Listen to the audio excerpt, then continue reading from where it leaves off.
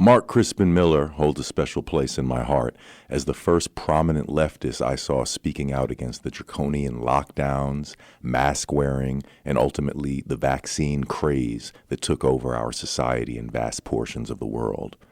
As most prominent leftists were selling out avidly, Professor Miller stayed true to his core values and avoided the perilous trap of contradicting his life's work.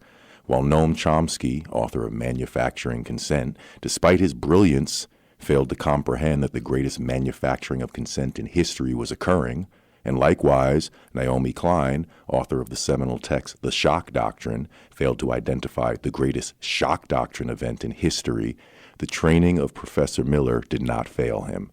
Despite the chaos of what was going on, he remained astute and razor sharp.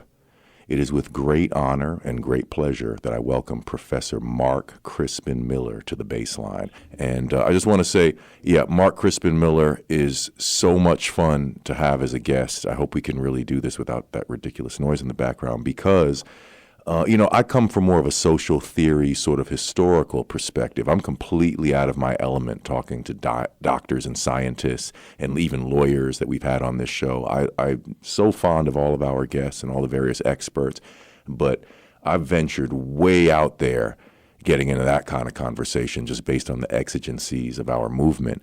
But when we talk social theory, now that's my wheelhouse a little bit more. I've done more reading and thinking in that respect. So to have Professor Miller as a guest, well, that's a conversation that I could enjoy to no end. So how are you today, Professor Miller? Do we think we can pull this off? I'm better now that I think I got them to ease up, delay their work, gutting the apartment next door. Right. So let's talk while we can hear each other. Excellent. Well, I'm so glad you're making this happen. I'm really thrilled about this. This is a dream come true for me because I have to tell you just personally, Professor Miller, when the world was being dumped on its head with the COVID, what do you want to even call it at this point? The COVID psyop, the COVID agenda, all the things that we were subjected to. I was like, what's going on? I mean, my friends who were my activist friends, the people I knew to resist such things, were just falling completely in line with it and excoriating anyone who was not falling in line. And to hear your speech, I think it might have been filmed in Union Square. I unfortunately wasn't there, but shortly after you delivered a speech early on, I was like, okay, I'm not crazy. There's at least one other person who's in the twilight zone, but with my understanding of what's happening, that we have at least, we've entered a twilight zone and there's more than one person who sees it, not just me. So it was quite liberating to hear that speech. And now here we are a few years into the medical freedom movement. And I have to say quickly before we start, Professor, as someone who's spent a lot of time on the left and going to left conferences, working with left organizations, et cetera, I've found people in the medical freedom movement to be more accessible, to be more sort of left than leftists ever were in a lot of respects in terms of cooperating and being accessible. I don't know if you've noticed that or experienced that in any way. I had the same experience. I mean, you introduced me as coming from the left, and that's accurate. But I've been thinking about this lately. I mean, to my mind, being on the left has always meant primarily being anti-war. Agreed. Pro-integration, racial integration. Right. Hostile to censorship. Right. Distrustful of corporate power, and well informed on the dark history of our intelligence agencies. Right. Opposed to empire and so on. Check. All right, down the line. All of those boxes. I've tried to be true to all those values, but I've been, rereading my first book, Boxed In, The Culture of TV, which came out in 1988. It was a collection of my writings on the media, and I was struck by how anomalous a figure I was on the left even then. And I mean, this could just be my imagination, but my sense is that all the time I was on the left, writing for The Nation and so on, I always felt a certain tension between me and a lot of people in that, I hate to use the word community, but, I didn't really feel quite at home there. I can relate to that. Yeah, there was, I went from, critical writing into activism in the 90s when I became aware of the accelerating corporate concentration of the media. And I started writing articles about that problem, the threat it posed and poses, to democracy. I, lobbied certain figures in the Department of Justice, where they're responsible for antitrust operations. I tried my best with a few friends, very few friends, to delay one of those huge mergers back in the 90s, media mergers. Right. And even though I was asked to edit a series of special issues of The Nation, a series called The National Entertainment State, which I thought was a great idea, I was asked to guest edit. It turned out to be 4 issues of the magazine, each one devoted to a different culture industry, and including a fold-out chart, a glossy chart, to demonstrate visually how much power, particular corporate entities wielded in the media. We did one on TV news, to show what ultimately owned the network news divisions. We did one on book publishing. We did one on rock music, and I think we did one on the movie business. Fascinating. Well, even though I was asked to do that, I got a lot of pushback from others on the left who thought that, the problem was exaggerated or wasn't that big a deal.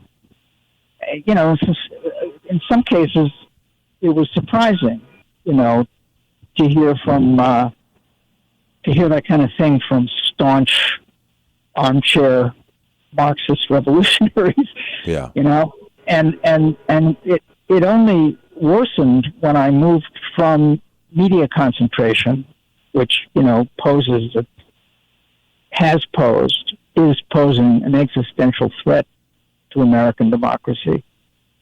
I moved from that to election fraud, having discovered what, how our elections work or don't work. Yeah. And there, the animus became much more noticeable. If you question the outcome of an election or of elections generally, you're forced away from taking a tribal approach to politics. Right. My party, right or wrong. Right. The biggest disappointment to me along those lines is that after the 2020 election, we clearly had, I say we, I'm referring to a small election integrity movement started up around 2000, and with which I was very active back then. I wrote Fooled Again about the theft of the 2004 election, and edited a book called Loser Take All. Right, I love that title. Yeah. And to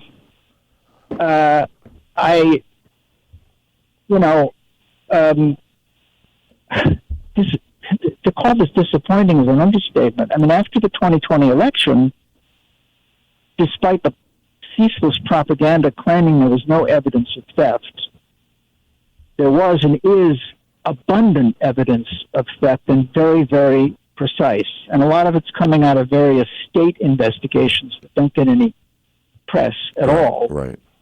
Because it's become it's heresy to suggest that elections can be stolen. Right. Now, back when I was working with that movement, we were focused naturally on Republican efforts, successful Republican efforts to steal elections from Democrats. Oddly, the Democrats themselves gave us a very cool reception. They were completely uninterested in, helping us or consulting us. They didn't want to know. And for a more recent example of the kind of thing I'm describing, just think of Bernie Sanders. Right. I was going to say. Twice was, robbed, or I should say his voters were robbed of his primary victory. Right. It happened twice. Yeah. With a lot of anomalies connected to it. Yeah. He didn't want to hear about it. He didn't want to know. He went quietly into the night, as we say. Yeah. So the Democrats didn't want to get involved. And the media was just as dismissive then as they are now, except that the propaganda against election integrity activists was more in a spirit of ridicule than of fear-mongering. In other words, back then you were a crank. You were wearing a tinfoil hat if you dared to point to any evidence that Bush Cheney didn't really win. And we were all called conspiracy theorists, naturally. Now, this started happening in the middle of the last decade, around 2014. Now, it is actually a matter of sedition. It's terrorism. Right. Question the outcome of an election is practically a criminal offense, and it probably will be a criminal offense. I mean, we're moving in that direction. So that, January 6th was all about that.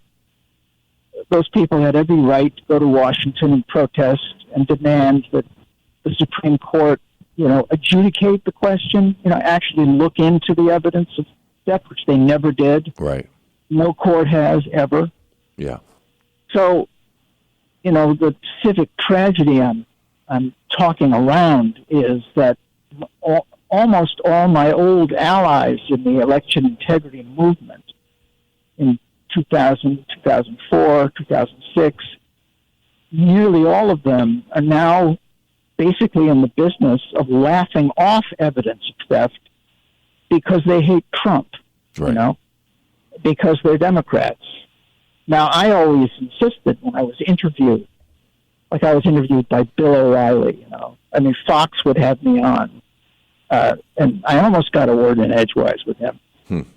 And I was always able to say, with a clear conscience, my interest in this is not partisan. I'm not a Democrat. I hadn't voted Democratic since 1992. Yeah.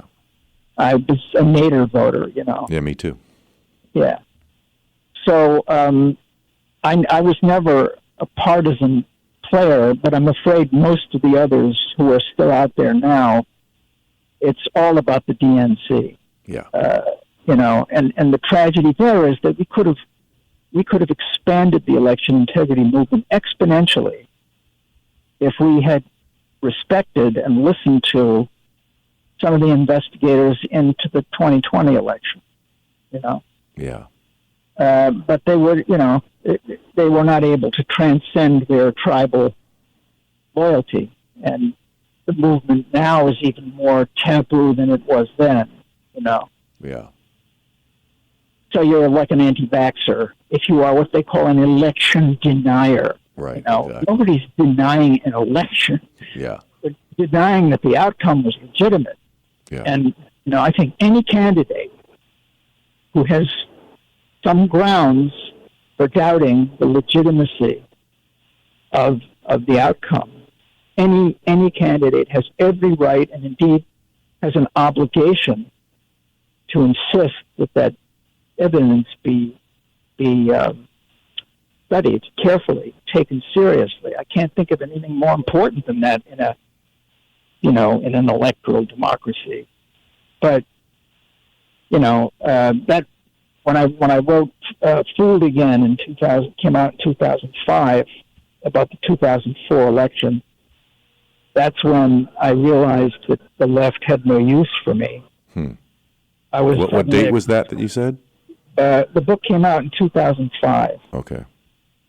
And that's when, I was, up until then, a fairly frequent contributor to the New York Times op-ed page. I guess I wrote about 5 pieces for them. Right. I was often on NPR. So, I was deemed a rather edgy character, but still one who could be allowed into polite society. But that all changed in 2005 when they started calling me a conspiracy theorist, and that prompted me to research the origins of that phrase. Which I've made reference to in 2 of my Substacks. I was so pleased when you made specific reference to CIA memo 1035-960. Yeah, that's right. That's where it comes from. So I've made reference to that thanks to your work, and I'd love for you to get into that in terms of the history of that phrase a little bit and how that phrase is playing out in modern society. And I also want to quickly point out in this very disingenuous fact-checking game that's going on these days, one thing I think I've noticed is if you look up, I think maybe, I forget how you phrase it, but I remember looking up conspiracy theory or the origin of conspiracy theory and one of these fact-check services popping up saying, no, it wasn't invented because of the CIA memo. It had been traced back to previous centuries.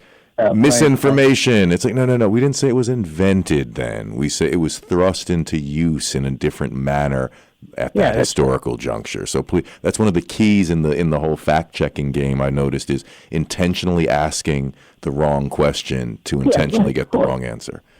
Yeah, it's a great trick, and it's one that's been played for a long time. Having dive deep into this, I can speak about it with some, specificity. Absolutely. The phrase conspiracy theory was indeed used from time to time by American journalists as early as the 19th century, but in no particular way, Reporters would refer to a conspiracy theory floated at a trial, for example. Conspiracy theory of a crime.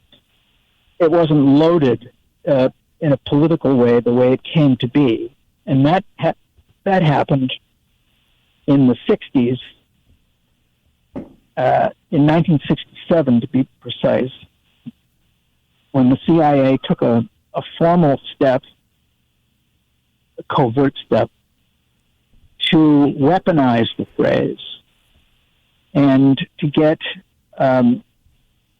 media outlets worldwide to use the phrase to discredit those who are questioning the Warren Report.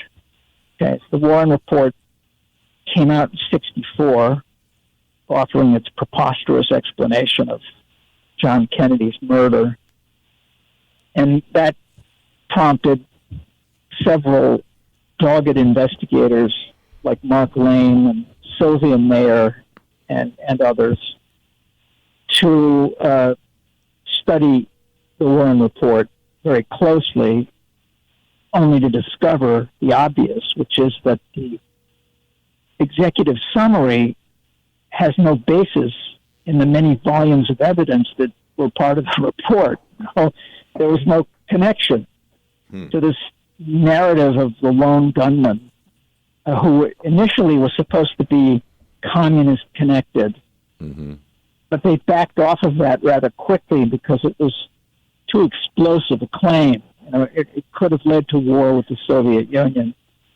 So they revised it rather quickly so that Lee Harvey Oswald was now not a Marxist-Leninist crank, but just a misfit who craved attention. Yeah. Who said he was just a patsy. Right. He said he was a patsy. He was a patsy. Anyway, the interesting thing about this is that just, within a few years of the assassination, these investigators succeeded through various local appearances, giving talks on campuses and so on. They succeeded in moving a significant number, a significant percentage of the American people into doubting the official story. I mean, it really did get some traction, and even though the memo does not mention him, Jim Garrison, the district attorney in New Orleans, had his own investigation going, his own case against Clay Shaw. That, too, had to be on the CIA's collective mind.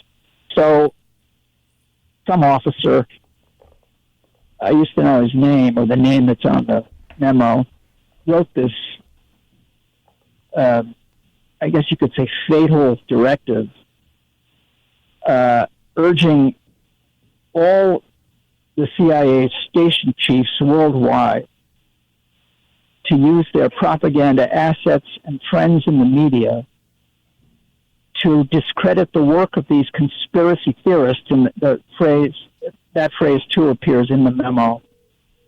And it recommended a number of what we would call talking points to strengthen the case against these people. So conspiracy theory was indeed used prior to the assassination, but only now and then, and in no particular way. Right. Conspiracy theorist had actually never been used by any journalists, as if it were a vocation or something. That they did invent. But now we started to see conspiracy theory always used in the same way. Right. As well as used more often. And the way in which it was used was to dismiss accusations or suggestions of some kind of high-state crime against democracy. Yeah. And that notion comes from this book that I'm sure you know, Conspiracy Theory in America, by Lance DeHaven Smith, which is a book that I asked him to write for a series I was editing at the University of Texas Press. I think it was 2013 that it came out. Still in print. It's an indispensable book. Lance was, an ally in the election integrity movement and not a partisan. Right. Just a man of principle. And I happened on a little essay he wrote about that phrase, which I had already investigated myself, finding from the online archives of the New York Times and the Washington Post and Time Magazine that the phrase was rarely used until 1967. That was my discovery. Right.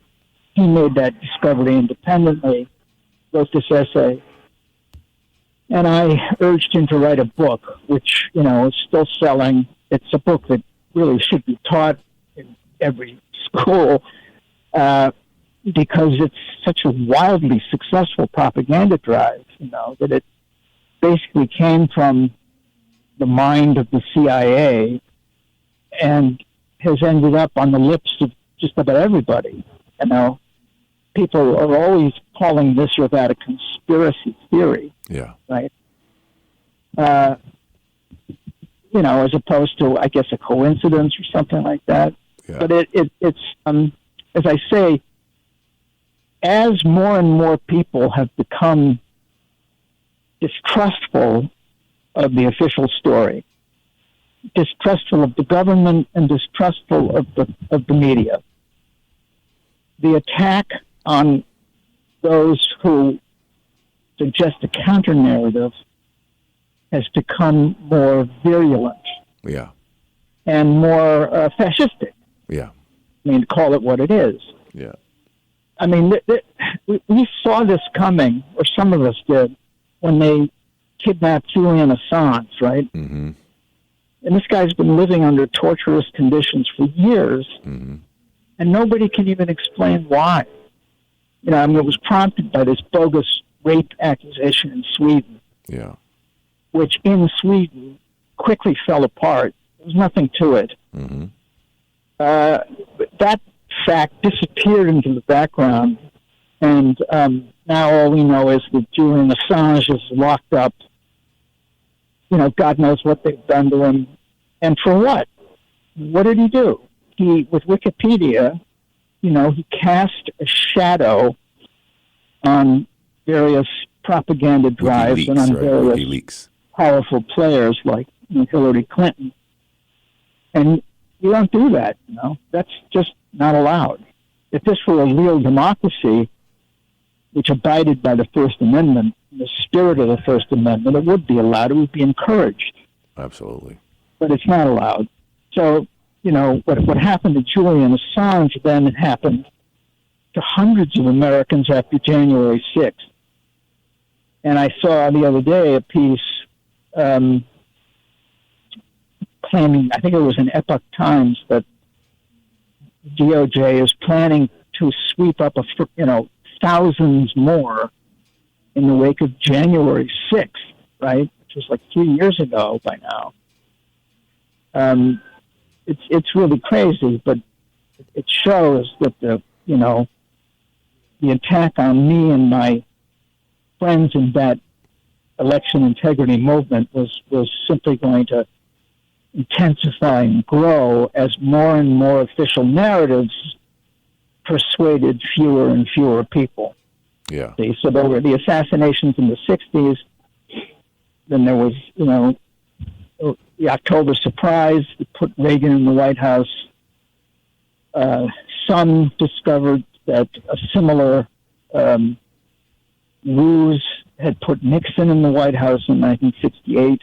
He persuaded the government of South Vietnam not to settle at the peace talks, promising them a better deal should he become president.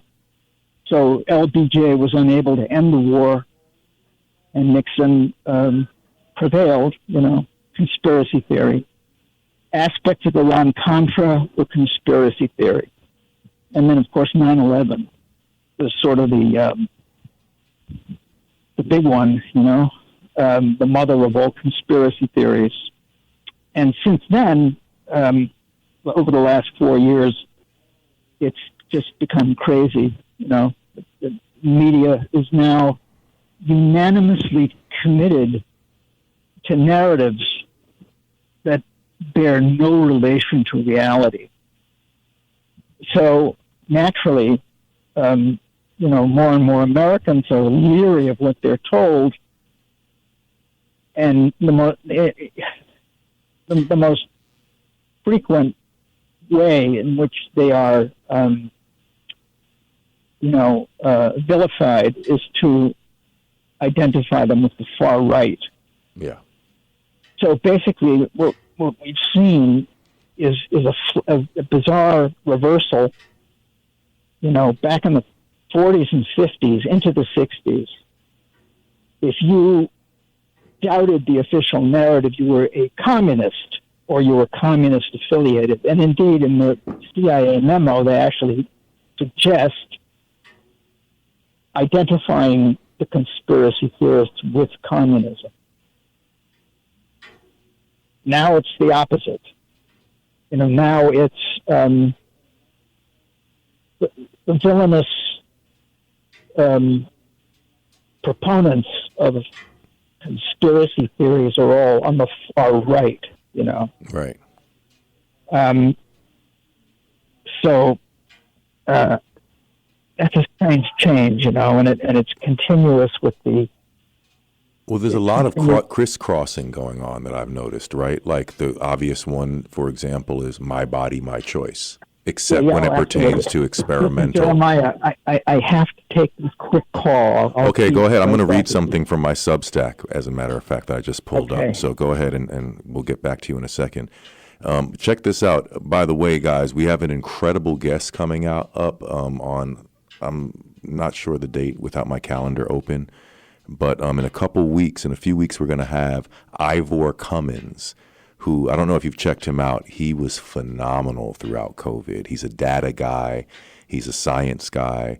He's an ultra-rationalist, is how I would describe him. Just very clear presentation of information. And he shared a clip, a little excerpt from my Substack on Twitter, which appeared to be shadow banned, like everything that I'm associated with. I think I'm the most shadow banned person with less than 1,000 followers in the history of Twitter. That's my claim.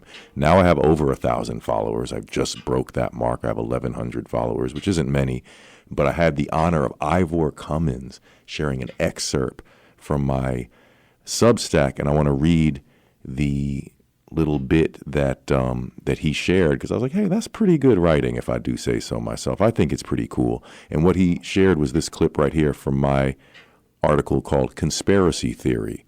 You're misusing the term. During the ongoing period of COVID hysteria and propaganda, During the ongoing period of COVID hysteria and the propaganda onslaught that accompanied it, there were several articles and news items making reference to dangerous conspiracy theories. I would like to challenge the notion that conspiracy theories are particularly harmful.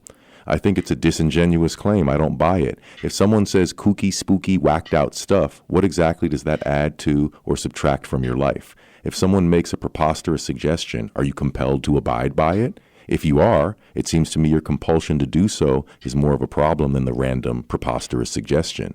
As opposed to the notion of the so-called dangerous conspiracy theory, I suggest it's far more dangerous to be so naive as to think people are not conspiring. It's more dangerous to trust the government. It's more dangerous to trust transnational corporations. It's more dangerous to trust captured agencies like the FDA and CDC. In fairness, I would like to quickly address the potential drawbacks of the conspiratorial mindset. There is a certain type of mind that is constantly looking for mystical, supernatural, extraterrestrial explanations. This type of mind finds itself insufficiently entertained by ordinary information and therefore gravitates towards the fantastic and fantastical explanations. I do not believe this is a proper orientation towards the world. The basic functionality of things must always be understood as well as possible. The inexorable elements of politics, economics, and human psychology are always at play. As in any discipline, our ascertainment of history should be based on solid fundamentals and guiding principles, not sketchy stuff.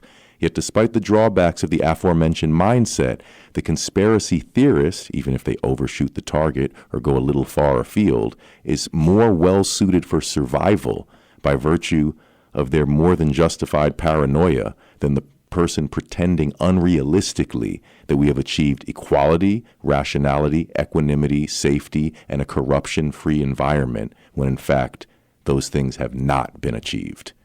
So that's an excerpt from my conspiracy theory. You're misusing the term. I wrote also another article called Conspiracy Theory. What do you mean?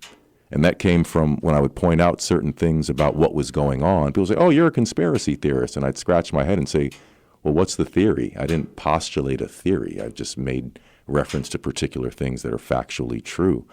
So it's interesting how eager people are to use that term at this point. But I would also like to get right into, Professor Miller, if you're back. I want to talk. I'm back. Yes, excellent. I would love to talk about your outstanding Substack. I think you have a really important Substack. And I have to commend you because the dissident doctors are pretty numerous, I would say. While maybe they might seem smaller in total than the medical establishment, which is just this huge amorphous blob, there are thousands and thousands of doctors who have spoken out. They even have conferences. I don't see the same thing happening in academia. You seem to me like still more of a lone wolf. So I really commend you for that. And you have this incredible series that you do, a heart-wrenching series in memory of those who died suddenly. And you're just compiling these unbelievable instances of people dying, people being sick at an unusual rate. Now, people might say this is anecdotal, But don't fall into that trap, because anecdotal is the basis for what then becomes research science. Like, we have to just notice what's going on around us, first of all, right? Like, I wouldn't think that it's fair to say, oh, it's intelligent to ignore what's happening in your environment. Sure. Yeah, no, you're right. Well, it occurred, this was in February of 2022, we started doing this.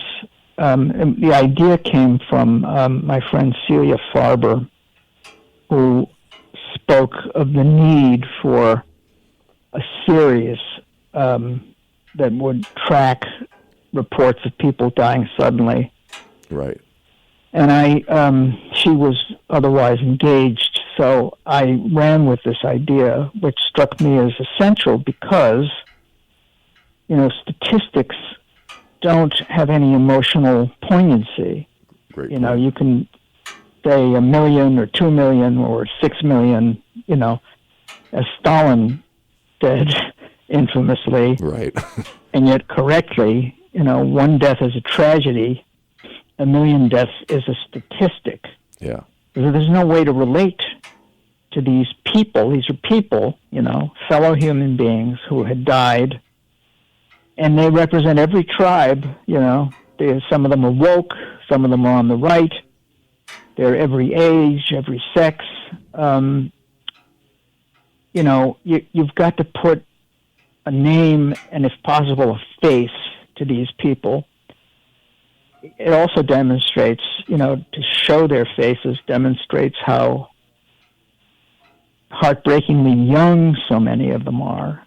And then to read that, this kid died of cardiac arrest or of a stroke at 3 years old. Wow. It is, anecdotal it may be, but it is extremely telling. And if you are blissfully ignorant of the history of obituary practice, it's easier for you to laugh it off. Right. But the fact is that certainly in the United States and elsewhere, it has always been the custom to explain what it was that killed this person, even very old people. Right. Like when Jerry Lewis died, I think he was 93, the coverage noted the various ailments that had, combined to kill him. Yeah. And certainly when you're dealing with younger people passing, it was always an explanation, because it's the first thing you ask yourself when you hear that a 25-year-old died. Yeah. What happened? What did it? Yeah. Well, for the first time in the history of obituaries in this country and other countries, we have no cause of death. Either the article will say, we know of, no cause of death has been released as yet, or they just don't say anything at all. They just say this person died. Now and then they'll even say they died of natural causes, like Sinead O'Connor, we're told now, died of natural causes. At the age of she was 56. too young to die of natural causes. 56 years old. Possibly have been natural causes. At any rate, this kind of, this work, this project, basically accomplishes two things, or so I hope. And I can't take all the credit for it, because we have a sizable network of researchers, worldwide, who are helping us doggedly. Mm-hmm. On the one hand, we want to call attention to the toll that the press has censored in order to help move people not to get that next shot. And I like to think that the really low uptake of vaccines now, like in September, only 3% of eligible adults had gotten jabbed again. That's very low. I mean, that's cause for a grave concern. Well, I love the way you phrased it in a previous interview, that you said something to the effect of they've woken up, but they won't admit it, which is kind of a funny concept. Normally you'd be excited to be woken up about something, but in this case, it's like, no, keep it a secret. Don't let them know that we've woken up. Yeah, exactly. So we want we want to dissuade people from getting jabbed, and I like to think that we've helped with that. And it's also extremely illuminating in terms of propaganda study to see how the press is trying to normalize this astounding die-off, Right. I mean, it's amazing what they will Oh my say goodness, or the publish headlines. with a straight face, yeah. Right. So The funniest one, and I'm sorry, none of this is funny, but the most absurd was, I don't know if you saw the headline, winter vagina might be killing women. Your vagina gets cold and then you get a heart attack. I saw you sent me that in an email, and I had never seen that before. That's a good one. But there's things, people are dying of heart attacks mowing their lawn. Don't mow your lawn too hard. Right. Exercise is bad for your heart. New discovery. No, it's not. Exercise is the best thing for your heart before we started doing this weird stuff that we started doing. Yeah, exactly. Well, there's extreme sadness, or heartbreak syndrome, they call it. And then, of course, there's extreme happiness. Oh, right. A guy, he was crying tears of joy because he had gotten a perfect score on his examination and then keeled over and died. And he dropped dead, right. He died from joy. He was too successful for his own good, I mean, these are really desperate attempts to cover this up. I mean, I do believe in instincts, folks. Like, I believe in technical knowledge. I believe in expertise. I'm not someone who just shuns expertise and shuns, like, for example, I'm an amateur historian in my own right. I like to read. I like to think about things. Professor Mark Crispin Miller, he's a professional historian. He's a professional academic. I don't make light of that. Like, I really cherish the ability to speak with someone who's dedicated to this work and does it on a professional basis. There are levels to the game, as they say. So, but at the same time, I do believe in common sense, so to speak. And like they say, common sense is not so common. I do believe in, actually, you know what? The most simple form of that phrase is just called having some damn sense. Come on, folks, please have some damn sense. If things are weird, they might be weird. Let's stop pretending that extremely normal stuff is weird. Like, it's weird if you don't have a face mask on. No, that's not weird. That's called the normal human face before you dumped reality on its head. Yeah. Well, I mean, your observation calls to mind the fact that, oddly enough, it tends to be the more educated who fall hardest for these narratives. Right. They're the most vested in the system, first of all. Right. They're the most vested in the system. So the higher up the social ladder you climb, the more important it is to you that the New York Times is gospel truth, and NPR is gospel truth. Yeah, exactly. I mean, back when he was lucid, Noam Chomsky made that point in The Responsibilities of the Intellectual, an early book, that it was the educated who were the most susceptible to propaganda, whereas people who operate closer to the ground, have their feet on the ground and do real labor, they tend to be less likely to fall for these stories that come down from on high. Right. Well, and under the Nazis too, I reread Victor Klemperer's great diary, 3-volume diary he kept. He was born Jewish, but he converted to, he became a Protestant and had an Aryan wife. They lived in Dresden. Wow. And they made it through the war, and they even made it through the firebombing of Dresden. This is probably the greatest of the diaries kept in that period. And I reread it in 2020, because even though it was extremely dark material, it reaffirmed the fact that we can survive the worst things, Right. Well, anyway, one of the observations he makes several times in his diary is that the educated that he encountered tended to be the ones who were readiest to parrot the party line on the Jews. Right. They tended to be the most hostile, whereas working people weren't, Mm-hmm. So I don't think it's only in this country. I do think there's a sociological constant here. As you say, those who are invested in the system tend to treat the official narrative with some reverence. Right, they hunker down, and they hunker down, and they become angry at those who deny it.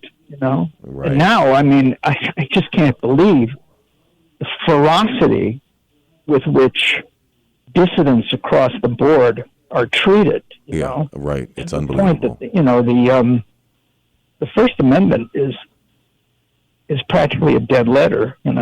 Oh yeah, seriously. It's really alarming. There's a couple things I would love. We're unfortunately running out of time. I'm dreading the clock right now because there's so many things I'd love to discuss with you. But one story I wanted to convey really quickly, which to me kind of symbolizes a lot of where we are still, is, I'm a musician, and I definitely took some heat for my stance against the mandates. Musicians, unfortunately, were very eager for the sellout in a lot of cases, and very few people spoke out.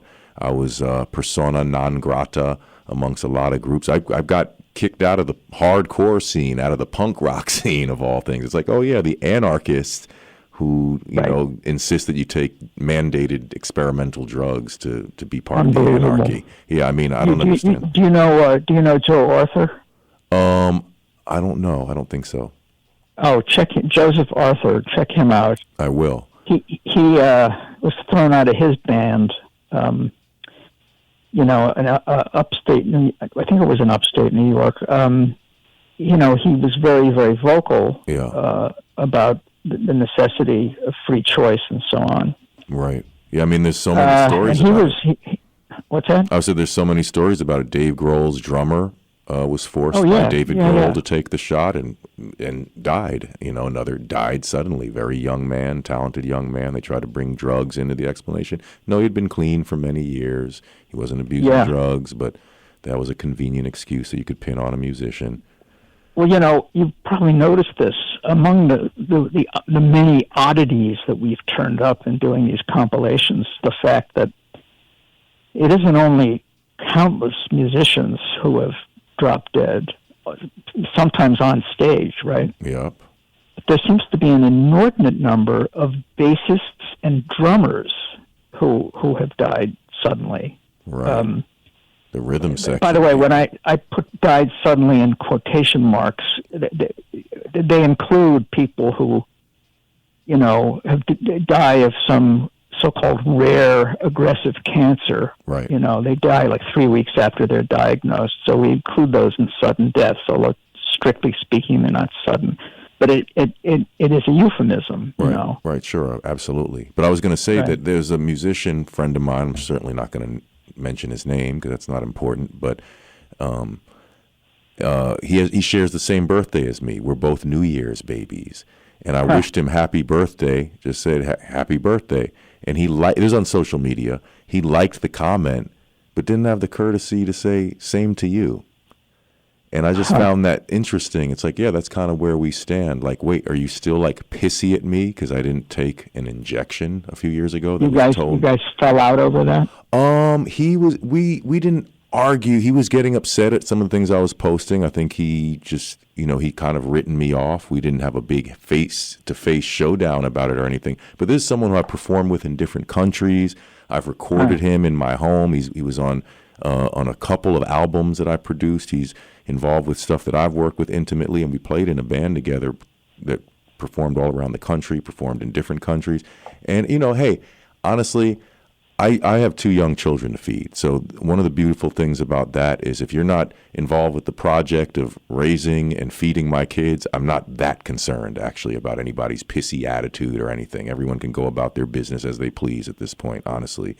But it's just really interesting to me that, wow, dude, you think that you're the noble one here, but I'm the one who just wished you happy birthday and you didn't have the courtesy to do the same. So what construct have you made in your mind where you're the good guy and that's how things play out? But I wanted to say quickly, that was just a little personal anecdote I wanted to get off my chest. But I wanted to say back to some of the stuff that we were talking about, I find it striking, and I would love to hear your comments about this in terms of the laptop liberals, the leftists with uncalloused hands, as I'd like to describe them.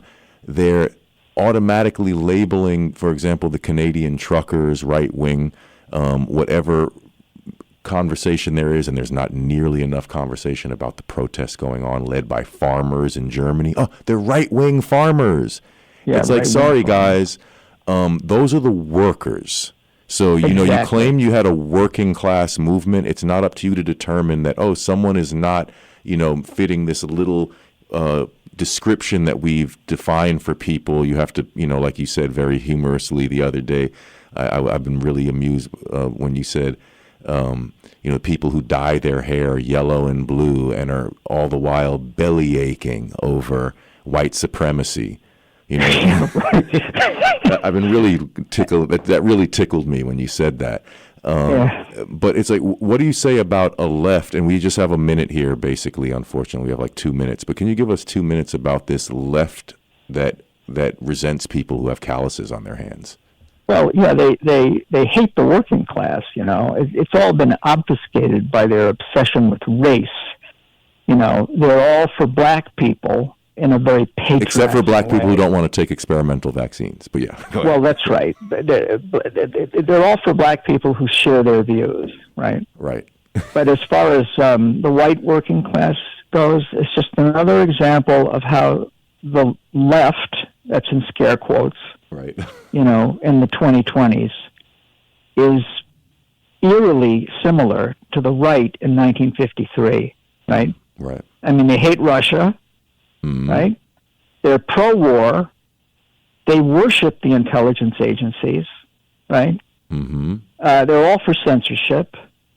You know, we could go on and on. And then, you know, that gets into the question, and we won't have time to sort this out. I was kind of hoping we would, but we won't, which is, so then do we change the definition of left, or do we do what I've been trying to do, which is just try to say, no, well, you're not left. Sorry, you might claim you're left, but what you're doing has nothing to do with the meaningful values of the people's movement that we No, that's absolutely right. And we need also to kind of straighten out a lot of people on the right who continue to use the word communist. Oh, exactly. As a cudgel. I call that the cartoonish concept of history. Yeah. You know what I say? It's like, if Joe Biden is a communist, where's my health care?